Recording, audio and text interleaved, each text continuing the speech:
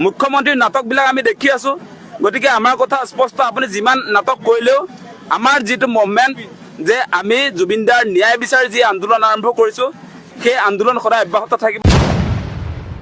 আজিৰ দিনটোলৈকে মুখ্যমন্ত্ৰীয়ে জুবিনদাৰ ৰৈ ৰৈ বিনালে চাবলৈ যোৱা নাই। আৰ্টিষ্ট সদায় ৰাইজৰ পক্ষত ৰজাৰ লগত নহয় বুলি কৈছে, সেইটোত মানে হিমন্ত বিশ্ব শৰ্মাৰ দিগদাৰ হৈছে। তেওঁ কৈছে যে MLA জন কেতিয়াৰ পৰা ছাৰ হ'ল। অসমৰ ৰাইজক উত্থাপন কৰিছে সেই প্ৰশ্ন, MLA জন কেনেকৈ ছাৰ হ'ল। MLA জনৰ পৰা মানুহৰ একো শিকিবলগীয়া নাই।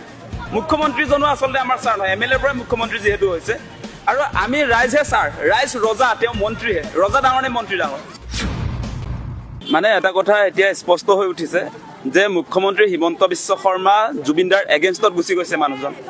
আমি দেখি আছোঁ যে যিটো সময়ত সমগ্ৰ অসমবাসীয়ে জুবিনদাৰ লাষ্ট যিখন মুভি আপোনাৰ ৰৈ ৰৈ বিনালে আমি সকলোৱে চাইছোঁ, সমগ্ৰ অসমীয়া ৰাইজে চাইছে। মুভি চোৱাৰ পাছত, চিনেমাখন চোৱাৰ পাছত সমাধি ক্ষেত্ৰলৈ আহি পুনৰ জুবিনদাৰ লগত মানে ইয়াত সমাধি ক্ষেত্ৰত আহি সকলোৱে শ্ৰদ্ধাঞ্জলি জ্ঞাপন কৰিছে। গতিকে এই মুহূৰ্তত এটা অল্টাৰনেটিভ কেম্পেইন কৰি থকা দেখিছোঁ মুখ্যমন্ত্ৰীক। তেওঁ বিভিন্ন জিলাত গৈছে আৰু এই যি লাখপতি বাইদেউ বুলি কিবা আঁচনিৰ কিবা শুভাৰম্ভণি কৰিছে আৰু মানুহৰ মনৰ পৰা জুবিনদাৰ যি ন্যায়ৰ দাবী সেইটো নাইকিয়া কৰিবলৈ যত্ন কৰিছে।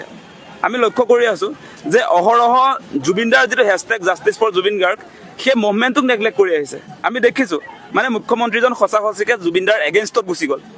সেইটো মিছাকৈ লাভ নাই আৰু এতিয়া। আৰু সেইকাৰণে আপোনালোকে দেখিব তেওঁ আজিৰ দিনটোলৈকে মুখ্যমন্ত্ৰীয়ে জুবিনদাৰ ৰৈ ৰৈ বিনালে চাবলৈ যোৱা নাই আৰু চোৱাৰ সদিচ্ছাও নাই। আমি দেখিছোঁ কালি যিবিলাক মন্তব্য দিছে, আগতে কাশ্মীৰ ফাইলছ যেতিয়া ৰিলিজ হৈছিলে তেতিয়াতো তেওঁ প্ৰথম দিনটোতে আপোনাৰ কাশ্মীৰ ফাইলছ চোৱাৰ উপৰি মানে চৰকাৰী যিবিলাক কৰ্মচাৰী তেওঁলোকক অৰ্ধচুটি দি দিছিলে। গতিকে জুবিনদাৰ ৰৈ ৰৈ বিনালেৰ ক্ষেত্ৰত কিয় আপুনি আজি অৰ্ধচুটি দিব পৰা নাই? অসমীয়া যিসকল কৰ্মচাৰী আছে বা যিসকলে অসমত থকা মানুহে ৰৈ ৰৈ বিনালে চাব খুজিছে কিয় অৰ্ধচুটি দিব পৰা নাই? আৰু আপুনি কি অজুহাত দেখুৱাইছে যে আপুনি নিজেও যে ছবিখন চোৱা নাই তাৰ কাৰণে অজুহাত দিছে বোলে 17জনকৈ তেওঁৰ বোলে PSO আছে, 26জন তেওঁৰ বোলে PSO আছে তাৰ কাৰণে যাব পৰা নাই। তেতিয়া কি PSO নাছিলে আপোনাৰ? জুবিনদাৰ ক্ষেত্ৰতহে আপোনাৰ PSOৰ অসুবিধা আহি গ'ল। কাশ্মীৰ ফাইলছৰ ক্ষেত্ৰত আপুনি কিয় তেতিয়া নক'লে যে মোৰ PSO আছে পাছত চাবলৈ আহিম? সেই কথাটো কোৱা নাছিলে। আজি জুবিনদাৰ চিনেমাৰ কাৰণে আপুনি আহিব খোজা নাই। মানে জুবিনদাৰ চিনেমাখনত মানে আপোনালোকে চাব যে তাত চৰকাৰৰ বিৰুদ্ধে কিছুমান কথা বতৰা আছে। ধৰক মানে হিমন্ত বিশ্ব শৰ্মা হলঠেকত পৰিবতো যে আৰ্টিষ্ট সদায় ৰাইজৰ পক্ষত ৰজাৰ লগত নহয় বুলি কৈছে, সেইটোত মানে হিমন্ত বিশ্ব শৰ্মাৰ দিগদাৰ হৈছে। আজি আপোনালোকে আৰু মুভিখনত চব কথাটো ক'ব নোৱাৰে, যি দুই এটা ক'ব পাৰি কৈ দিছোঁ আপোনালোকক। তাত কোৱা হৈছে মানে জুবিনদাই কৈছে এটা কথা যে জুবিনদাই যিবিলাক তাত আচলতে অভিনয় কৰি কৈছে সেইবিলাক কথা সঁচা সঁচি মানে সমাজত ঘটি থকা কথা। তেওঁ কৈছে যে MLA জন কেতিয়াৰ পৰা ছাৰ হ'ল। অসমৰ ৰাইজক উত্থাপন কৰিছে সেই প্ৰশ্ন, MLA জন কেনেকৈ ছাৰ হ'ল। MLA জনৰ পৰা মানুহৰ একো শিকিবলগীয়া নাই। মুখ্যমন্ত্ৰীজনো আচলতে আমাৰ ছাৰ নহয়, MLA ৰ পৰাই মুখ্যমন্ত্ৰী যিহেতু হৈছে। আৰু আমি ৰাইজহে ছাৰ, ৰাইজ ৰজা, তেওঁ মন্ত্ৰীহে। ৰজা ডাঙৰ নে মন্ত্ৰী ডাঙৰ? গতিকে ৰেচপেক্টটো সদায় পলিটিচিয়ানৰ সাংঘাতিক ধৰণে ৰাইজৰ প্ৰতি বেছিকৈ থাকিব লাগে। ৰাইজক কি বুলি মাতে তেওঁ? ৰাইজকতো আৰু তেওঁ হাৱাই নিদিয়ে হিমন্ত বিশ্ব শৰ্মাই। গতিকে জুবিনদাৰ ৰৈ ৰৈ বিনালেত সেই মেছেজটো আছে। দুটামান শব্দতে হিমন্ত বিশ্ব শৰ্মাৰ মাথা বেয়া হৈ যাব ৰৈ ৰৈ বিনালে চালে। সেইকাৰণে তেওঁ এতিয়া চিনেমা হললৈ যাব নোৱাৰে। লাষ্টত আমাৰ ৰাইজৰ প্ৰতিবাদটো দেখি এদিন যাব তেওঁ চাবলৈ। কিন্তু এটা কথা ঠিক যে অসমৰ ৰাইজে এটা কথা বুজি পাইছে যে জুবিনদাৰ লগত সঁচা সঁচিকৈ মুখ্যমন্ত্ৰী হিমন্ত বিশ্ব শৰ্মাৰ আদৰ্শগত সংঘাত আছিলে। যেনেকৈ আপোনাৰ জুবিনদাই নিজকে ছ'চিয়েল লেফটিষ্ট বুলি কৈছিলে, সমাজবাদী বুলি কৈছিলে, ধৰ্ম চৰ্ম এইবিলাকত লাগি থাকিব নালাগে বুলি আমাৰ নৱপ্ৰজন্মৰ যুৱক যুৱতীসকলক আহ্বান জনাইছিলে। গতিকে হিমন্ত বিশ্ব শৰ্মাই শুই উঠাৰ পৰা ৰাতিলৈকে মানে হিন্দু মুছলমান নকৰিলে তেওঁ টোপনি নাহে। কালি কৈ আছে আকৌ বোলে 30 বছৰলৈকে মুছলমানৰ বিৰুদ্ধে যুদ্ধ কৰিব লাগিব বুলি কৈছে। আৰে যুদ্ধ কৰিব লাগে তুমি ইমান দিন আজি 10 বছৰ যে শাসনত আছা কি কৰি আছা? মুছলমানৰ যদি জনসংখ্যা বাঢ়িছে তাক নিয়ন্ত্ৰণ কৰাৰ দায়িত্ব চৰকাৰ নাই নেকি? যদি পৰা নাই তেনেহ'লে পদত্যাগ কৰিব লাগে, সেই কথাটো কৈছোঁ। ব্লেকমেইল কিহৰ কৰি আছে আপুনি ব্লেকমেইল কিয় কৰি আছে সেই কথাটো আমি বুজি পোৱা নাই। আমি জুবিনদাৰ ন্যায় বিচাৰি আছোঁ এতিয়া ইয়াত। জুবিনদাৰ ন্যায় বিচাৰি থকাৰ সময়ত আপোনাৰ উত্তৰটো কেনেকৈ আহিলে যে আমি জুবিনদাক ন্যায় দিয়ক বুলি কৈছোঁ, আপুনি কৈ আছে মুছলমানৰ সংখ্যা বাঢ়িলে 30 বছৰলৈকে সেই কথা মই কৈয়ে থাকিম।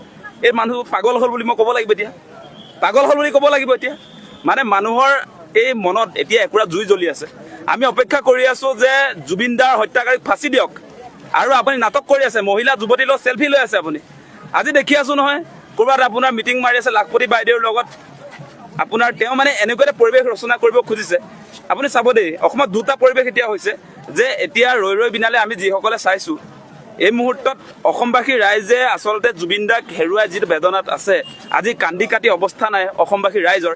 এই মুহূৰ্তত তেওঁ এটা পৰিৱেশ তৈয়াৰ কৰিছে যে আপোনাৰ মহিলাবিলাকক লগত লৈ হাঁহিব লাগে। তেওঁ হাঁহি হাঁহি কথা পাতি আছে, কেনেকৈ পাৰে আচলতে? সেই ছবিবিলাক আপোনালোকে মনলৈ আনক। আজি জুবিন ক্ষেত্ৰত কি হৈছে, ইয়াত হিয়া উজৰি মানুহে কান্দিবলৈ আহে। আজি আপোনাৰ চিনেমা হলত কি হৈছে, মই নিজে কালি চিনেমা চাই আহিছোঁ মাছ নিশা। গতিকে তাত কোনো মানুহে আচলতে নিজৰ অনুভৱ ক'ব পৰা নাই জুবিন দাৰ অনুপস্থিতিত। শেষৰ চিনেমা সেই মানুহজনৰ পৰা বহুত পাবলগীয়া আছিলে অসমবাসী ৰাইজে। সেই মানুহজনক হত্যাৰ মুখলৈ কোনে ঠেলি দিলে? আচল কথাবিলাক ক'লে মানুহে বেয়া পায়। এতিয়া জুবিন দাক ছিংগাপুৰলৈ কোনে নিছিলে? হাই কমিশ্যন অফ ইণ্ডিয়া ভাৰত চৰকাৰ নহয় জানো? ভাৰত চৰকাৰ মানে বিজেপি চৰকাৰ। বিজেপিয়ে ছিংগাপুৰলৈ জুবিন দাক মাতি নিলে। মাতি নিয়াৰ পাছত সেই মানুহজনে আমাৰ আচলতে হিয়াৰ আমঠু জুবিন দাক যিটো ৰেছপনচিবিলিটি তেওঁলোকে দিব লাগিছিলে, তাত ছিংগাপুৰ বহিৰাষ্ট্ৰত আচলতে তেওঁৰ সা সুবিধাবিলাক আচলতে চৰকাৰে যিহেতু এই হাই কমিশ্যন অফ ইণ্ডিয়াৰ প্ৰেজেণ্ট কৰা অনুষ্ঠানলৈ জুবিন দা গৈছিলে, সেই জুবিন দাক তাত আচলতে তেওঁলোকে ৰক্ষণাবেক্ষণ দিব লাগিছিলে নে নাই? চোৱা চিতাৰ দায়িত্ব তেওঁলোকৰ নাই নেকি? আজি আমি এই আপোনাৰ মুম্বাইৰ পৰা শ্ৰেয়া ঘোষালক যদি গুৱাহাটীলৈ আনো, হিমন্ত বিশ্ব শৰ্মাই যদি আনে, তেতিয়া তেওঁৰ খোৱা বোৱাৰ ব্যৱস্থাটো কোনে কৰিব? চৰকাৰে কৰিব নে নকৰে? চৰকাৰেতো কৰে। এতিয়া এ.আৰ. ৰেহমানক যে আনিছিলে তেওঁৰ ঘৈণীয়েকে, ৰিণিকী ভূঞা শৰ্মাই এ.আৰ. ৰেহমানক আনোতে তেতিয়া ইয়াত যে গুৱাহাটী যে অনুষ্ঠান পাতিছিলে, এ.আৰ. ৰেহমানক থকা খোৱা গোটেই ব্যৱস্থাপনা অসম চৰকাৰে লৈছিলে নে নাই? আজি জুবিন দাৰ ক্ষেত্ৰত কিয় নল'লে? আপুনি জুবিন দাৰ আটাইতকৈ ডাঙৰ অনুৰাগী নহয় জানো? গতিকে এই ভুৱা নাটকবিলাক আমি চাই আছোঁ এতিয়া, আৰু সেই নাটক কৰি আপুনি বাচিব নোৱাৰে। মেইন কথাত আমি ধৰিমেই, ছিংগাপুৰৰ যিবিলাকে য়ট পাৰ্টি কৰিছিলে, তাত যিবিলাক তাৰ আছাম এছ'চিয়েশ্যনৰ সভাপতি সম্পাদক, তেওঁলোকে গোটেই আপোনাৰ এই জাহাজ যে লৈ গৈছিলে, জাহাজ পাৰ্টিৰ যিবিলাক আয়োজক বুলি ক'লে বুজি পাইছে, পাৰ্টি অৰ্গেনাইজ কৰা মানুহবিলাকক আজিৰ দিনটোলৈ গ্ৰেপ্তাৰ নকৰিলে। এজনকো গ্ৰেপ্তাৰ নকৰিলে, কেৱল ষ্টেটমেণ্ট লৈ পঠিয়াই দিলে। সেই কথাবিলাক কি প্ৰমাণ কৰে? এতিয়া তেওঁ আপোনাৰ ডিচেম্বৰৰ ভিতৰত যিবিলাকে আচলতে আপোনাৰ এই হত্যাকাণ্ডত জড়িত সকলোকে শাস্তি দিম বুলি কৈছে। শাস্তি কেনেকৈ দিব বুজি পাই গ'লো আমি। শ্যামকানু মহন্তৰ ঘৈণীয়েকক কেনেকৈ তদন্তৰ আওতালৈ আজিৰ দিনটোলৈকে নানিলে, সেই কথাবিলাক আমি দেখি আছোঁ। আপুনি আজি হোটেল গেটৱেৰ স্বত্বাধিকাৰী আপোনাৰ মৃগাংক হাজৰিকাক আজিৰ দিনটোলৈ মাতিবলৈ ভয় কৰিলে আপোনাৰ SIT-য়ে। তেওঁ নিজে আপোনাৰ ছিংগাপুৰৰ নৰ্থ ইষ্ট ইণ্ডিয়া ফেষ্টিভেলত গৈছিলে। গতিকে তদন্ত প্ৰক্ৰিয়া কেনেকৈ চলিছে সেই কথাবিলাক আমি দেখি আছোঁ। ইয়াত হাৱাত কথা কৈ থাকিলে আচলতে কোনো কালপিট জুবিন দাক মৃত্যুৰ মুখলৈ ঠেলি দিয়া বা হত্যাকাৰী কেতিয়াও আচলতে আপোনাৰ এই শাস্তিৰ বলি নহয়। শাস্তি পাবলৈ হ'লে আপোনাৰ উপযুক্ত চাৰ্জশ্বিট দাখিল কৰিব লাগিব। এতিয়া প্লেচ অফ অকাৰেঞ্চত আপোনাৰ এমাহ দুদিনৰ পাছত গ'লে তাত কিবা তথ্য প্ৰমাণ থাকিব নেকি? কোনো কাৰণতে তেনেকৈ নহয়। আৰু হিমন্ত বিশ্ব শৰ্মাই ক'লে, আপোনাৰ হিমন্ত বিশ্ব শৰ্মাই গৰম ডাইলগ মাৰি দিলে আপোনাৰ এই হত্যাকাৰীবিলাক আচলতে ফাঁচি নহয়। কোৰ্টে এভিডেঞ্চ চাইহে আপোনাৰ জাজমেণ্ট দিব। হিমন্ত বিশ্ব শৰ্মাৰ কথা মতে জাজমেণ্ট নিদিয়ে। সেই সুৰুঙাবিলাক আমি দেখিছোঁ। আৰু মেইন কথাটো ক'লেতো ৰাইজে বেয়াই পাব। মেইন কথাটো থাকি গ'ল যে জুবিন দাৰ মৃত্যুৰ পাছতো গল্ডেন থ্ৰেড ৰিণিকী ভূঞা শৰ্মাৰ এই অনুষ্ঠানটো চলি আছিলে বুলি কৈছে, ফেশ্বন শ্ব'। গতিকে এই ফেশ্বন শ্ব'টো চলি আছিলে নে নাই মুখ্যমন্ত্ৰীয়ে নক'লেই। সেই চেপ্টাৰটো লগে ক্ল'জ বন্ধ কৰি দিয়া হ'ল। সেই বাতৰি এতিয়া সংবাদ মাধ্যমত নাবাজে এতিয়া। মেইন কথাবিলাক এতিয়া লুকুৱাই কেৱল এতিয়া বিহু কমিটিবিলাকক তেওঁলোকে মাতি আছে। বিহু কমিটিৰ লগত আচলতে জুবিন দাৰ সেই ছিংগাপুৰত যিটো আপোনাৰ ঘটনা ঘটিলে সাগৰৰ পাৰত, সেইটো কি বেলতলাকৈ বিহু কমিটিৰ লগত সম্পৰ্ক আছে? এতিয়া যে এই যে আপোনাৰ বিহু কমিটিবিলাকক আজিৰ দিনটোতো যে SIT-য়ে তদন্ত কৰি আছে, তেওঁলোকৰ ষ্টেটমেণ্ট যে লৈ আছে, সেইবিলাকৰ কি সম্পৰ্ক আছে? সম্পৰ্ক য'ত আছিলে আপোনাৰ এই ছিংগাপুৰৰ আছাম এছ'চিয়েশ্যনৰ যিবিলাক ব্যক্তিৰ কথা মই কৈ আছোঁ, তেওঁলোকক যে আপোনাৰ গ্ৰেপ্তাৰ নকৰিলে, তেওঁলোকক চোকা ল'ৰা বুলি কৈ যে এৰি দিলে, সেই কথা বতৰাবিলাক অসমবাসী ৰাইজে পাহৰা নাই। মুখ্যমন্ত্ৰীৰ নাটকবিলাক আমি দেখি আছোঁ। গতিকে আমাৰ কথা স্পষ্ট, আপুনি যিমান নাটক কৰিলেও আমাৰ যিটো মুভমেণ্ট যে আমি জুবিন দাৰ ন্যায় বিচাৰি যি আন্দোলন আৰম্ভ কৰিছোঁ, সেই আন্দোলন সদায় অব্যাহত থাকিব যেতিয়ালৈকে এই কালপিটকেইটাৰ উচিত শাস্তি নহয়। আমাক জুবিন দাৰ ন্যায় লাগিব, সেই কথাটো স্পষ্ট। তেওঁ যিমান নাটক কৰিলেও অসমৰ পৰিৱেশ বদলাই দিব।